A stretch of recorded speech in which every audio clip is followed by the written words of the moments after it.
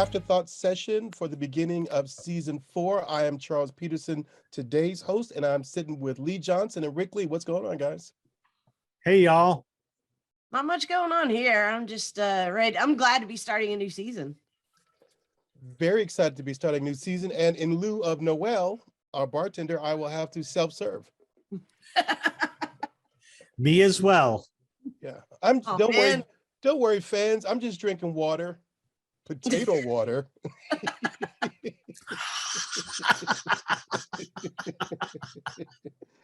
Fermented potato water. Fermented potato water. I'm always amazed at how getting fucked up is like an inherent human value. That what human beings won't appropriate in order to get a high. It's just, I'm so impressed by that. It's a world history through like hallucinogens and intoxicants. Yeah, they're like, let's sit this until it rots and then see if it gets us high.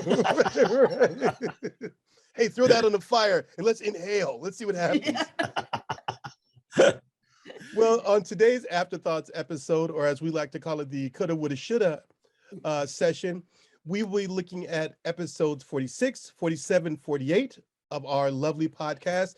And those episodes are bars, style, and the simulation hypothesis. So if you're getting glitches, if you're seeing a lot of cats repeating themselves, blame Lee. So, exactly. No, you've got to give it this. Yes. And you have a cat, which even makes it worse. I do have a cat. I've left some of my Dr. Evil props off for the Afterthoughts episode. All right, so let's jump into bars and let's go with Rick. Anything that you think you should have said or could have said in the afterthoughts of talking about bars on episode 46? So one thing I worried about after that was I think we did a good job of talking about the role of bars in our particular academic community. And we also talked about the roles of bars in social contexts. And I started worrying about what about people who don't drink? And I think that, I don't know what to say about that. I think that bars still have this function, and that in having this function, we who go to bars have to open up spaces for people who don't drink alcohol and make bars more welcoming spaces.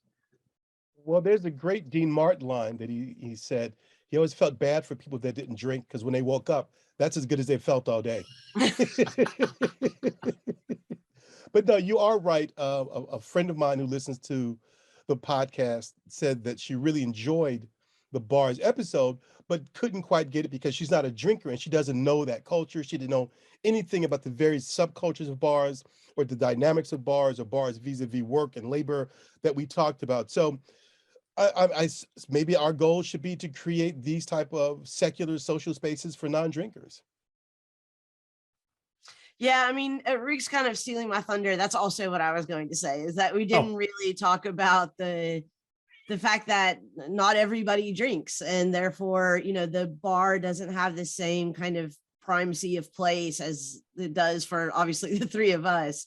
I mean, it's interesting when you say, Rick, that we should make bars more welcoming to non-drinkers, because I don't know that I mean, obviously there are some strategies that we could adopt to make that the case, but it does seem to me that the alcohol is a big part of what makes the bar the bar. And even if you're a non-drinker and you go to a bar, your sort of identity is as someone who's choosing not to drink, right? I mean, it is interesting that bars, because they have this social lubricant of alcohol, have become such important third spaces for so many people, which, may be a commentary on, how bad we are at socializing sober. I don't know. But yeah, I mean, it the same thing that occurred to me when I listened to it back was, there are a lot of people who don't go to bars. There are, of course, a lot of people who don't go to bars for moral reasons, right? As a point, there are people who would say I would never go to a bar because that's where, people like us hang out. Philosophers. Well, it seems the problem is the connection between this idea of a sinfulness, right? Of these types of illicit activities that occur in bars, connected to what we would see as a certain type of freedom beyond a particularly restraining social and economic and labor order. And I think that's probably something we could have delved into, I think, deeper. Yeah. Right, the various associations. Well, we did talk about sort of the various underworlds that get represented in movies where you have bar scenes, but still, I think it's something worth exploring in the future. Yeah, definitely. Let's call that the Carrie Nation episode. What about you, Charles? Is there anything that you wanted to add to that episode?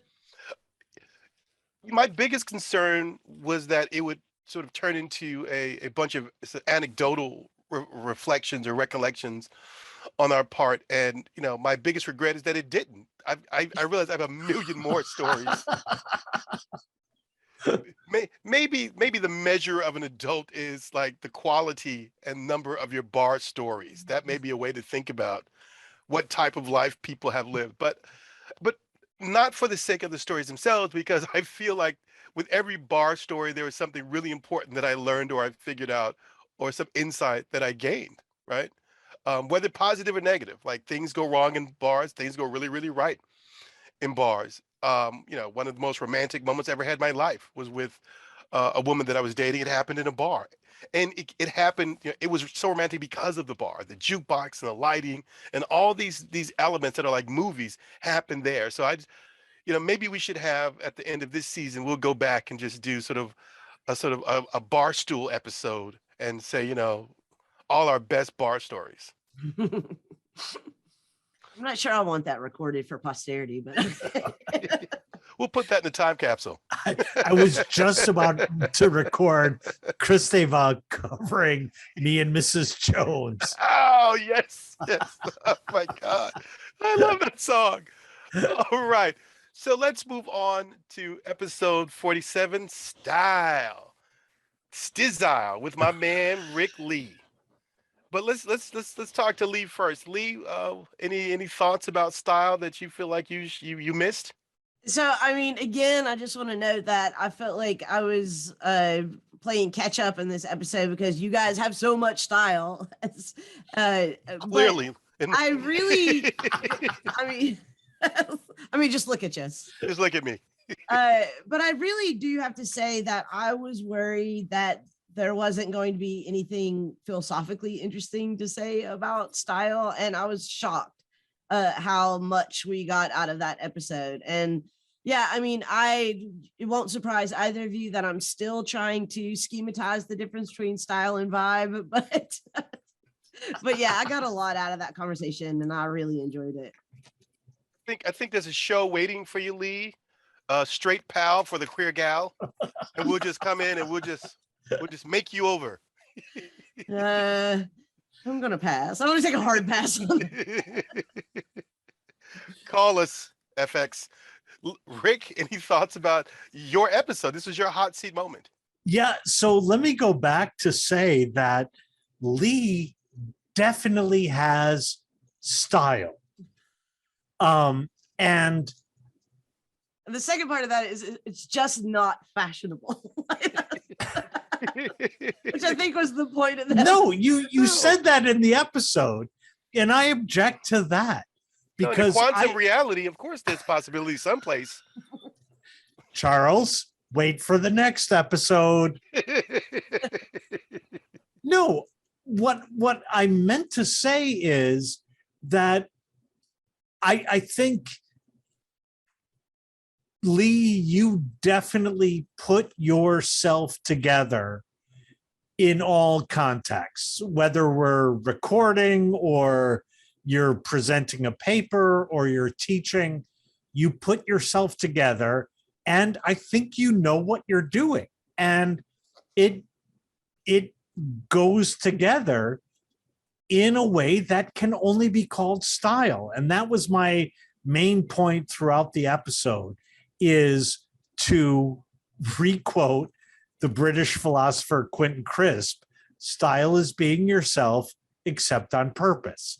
Yeah. And Lee, I think you do put yourself together all the time in ways that are identifiably Lee.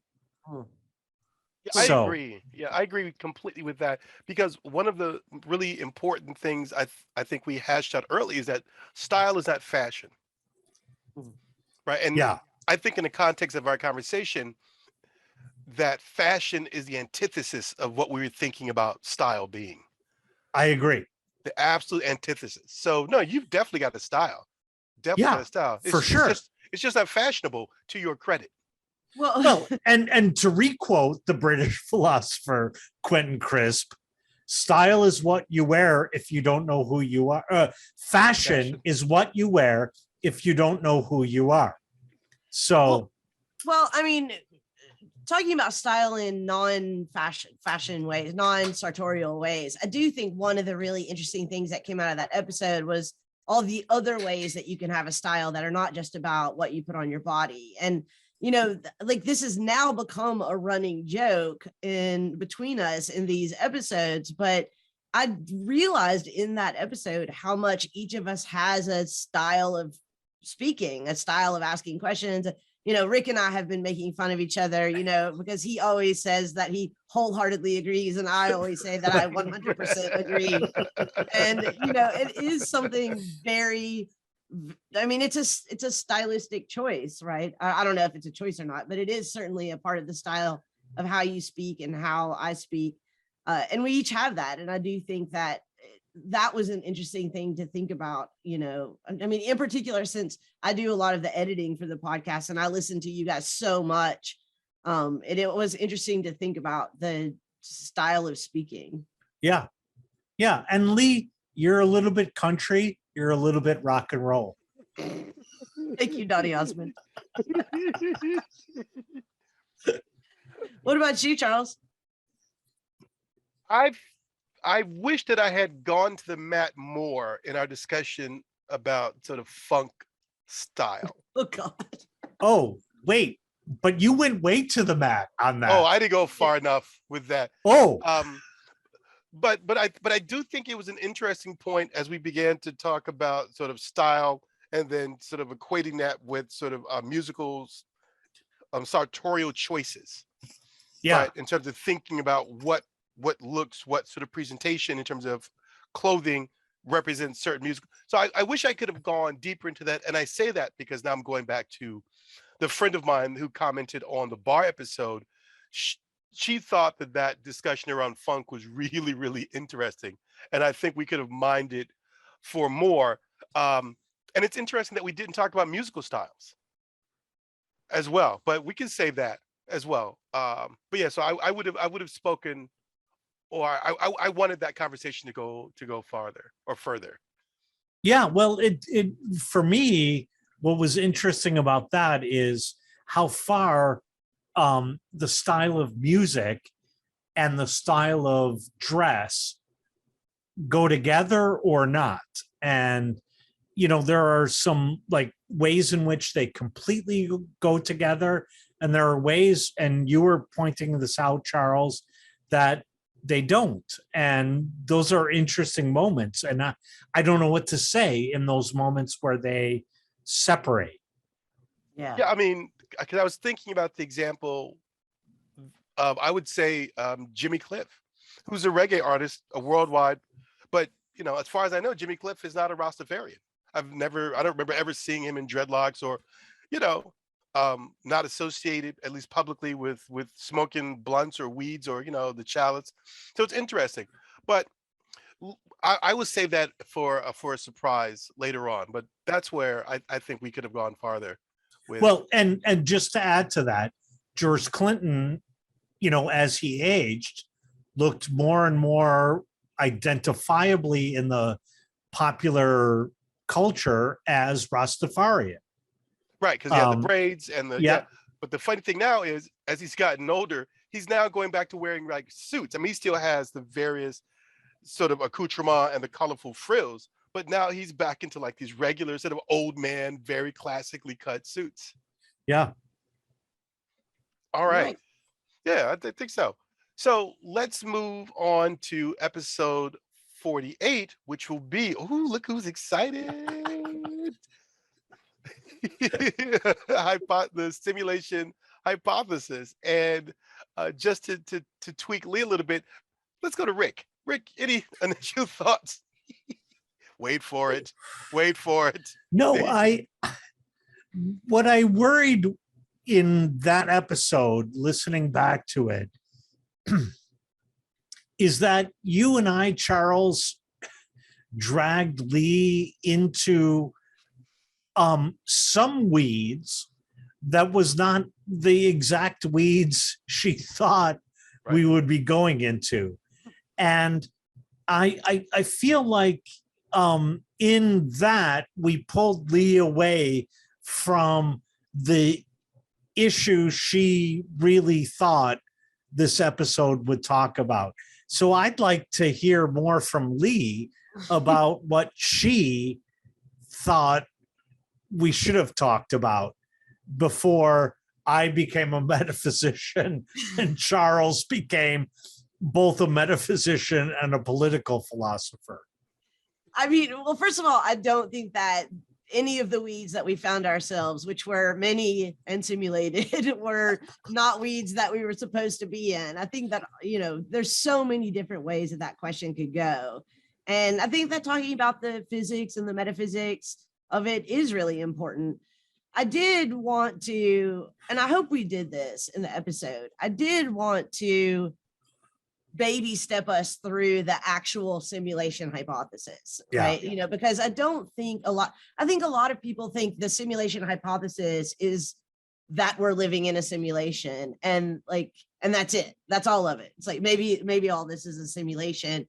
And what I really like about Bostrom's, the way Bostrom sets it up, is that I think when you walk people through that and say, given these three options, do you think one is likely or another? And I think most people would probably say that given those three options, they would have to say that it's very possible that we're living in a simulation. So that's why I wanted to baby step us through that problem. I think that for me, what I thought was most interesting about that question, or I think is most interesting about that question for most people, is what difference does it make? And that I do think that we got into. Even if we had to take a detour through sad Pac-Man to get there, we got there. but I was talking to a friend of mine a couple of days ago who said that he said, I'm always surprised when people say it wouldn't make any difference if we were living in a simulation, as Rick said in this episode. And I think I know what Rick means by that. And Rick, you can interrupt me if I'm misrepresenting your position. But I think what Rick means by that is that it's a sort of amor fati, right? Like at some point, it doesn't, it wouldn't matter in the sense that there's nothing that can be done about it. And one is going to make a meaningful life in whatever way one can anyway. And I think that I entirely agree with that position. I think what my friend was suggesting, which I also agree with, is that it still does matter though. I mean, just in the sense that we ask ourselves this question, are we living in a simulated reality or not, means that it's a meaningful question to us. And so it does matter in some way. And I'm hesitant to jump all the way out on this ledge, but I think even for Rick, who is confident that it would not matter to him, that there would be a couple of late nights after a couple of fancy cocktails, that he would think about it, and he would be kind of a sad Pac-Man about it, that he was living in a simulation. So I'm just a tool of the gods. I think that I'm sorry. Go ahead, Rick. No, I was just going to say, Charles, what are you thinking about that? I think for me, that was the most important question. I mean, I felt like I stumbled through staying on top of the different simulations and the different sort of arguments and their approaches, and really enjoyed Rick's metaphysical approach. I long ago just sort of discounted and stepped away from metaphysics. I think my approach to metaphysics equals your approach to the question of whether or not we live in sort of a simulation. What does it matter? Right. So I enjoyed learning more and expanding my thoughts about that. But I was glad that we really nailed the question of, right, what does it matter? And I realized for myself that what will always be a problem for me to the point of complete and total illogical sort of functioning and pure bone deep mule like stubbornness is that I just cannot surrender to the idea that there's nothing we could ever do. Right. So the question of what does it matter? If it doesn't matter, then that's an absolute sort of submission, a negation of will. I can never do that. I won't do that. So I learned a lot, but I also learned from hitting a particular wall, I think, in terms of my thinking and my approach to these types of questions. I mean, if I could just say one other thing about the simulated worlds that we do have available to us right now. So on the podcast before, I've mentioned that I got an Oculus Quest 2, a virtual reality headset. And, you know, I think that if people haven't actually experienced these virtual reality experiences or played games or whatever, you really should do it. I think that people are not aware how high quality the simulated worlds that we already can experience are.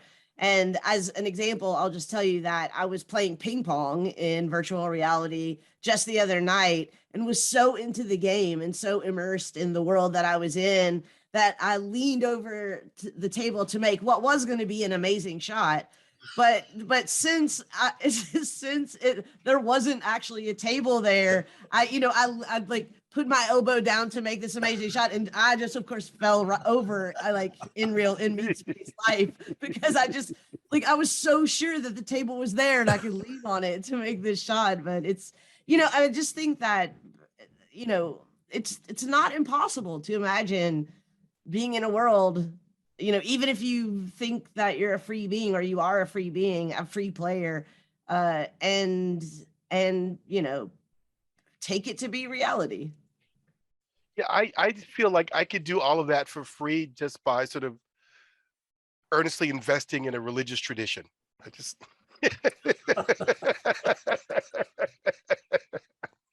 I can save a lot of money. So what's more expensive, tithing every Sunday or buying? Oh, definitely tithing every Sunday is more expensive. I was like, So, you might want to get back on the calculator there. Right. So in terms of the cost benefit analysis, maybe I will go with the ocular lenses because that's a one-time payment and we're done versus That's right. a lifetime of investing and paying to believe in this fantasy world. Yeah. Oh my God. I hope none of my relatives ever see me saying that.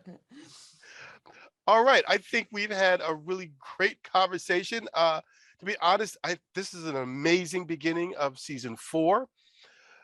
Dear sort of, I don't know, I would call you listeners, but you're watching us now. So dear watchers, you're not going to believe the things we're going to get into over the rest of the season. The next 3 episodes are going to be fantastic. And we will be back for the second installment of our Afterthought session after episodes 49, 50, and 51. All right. Bye, guys. All right. Great seeing you Bye. guys. Take care.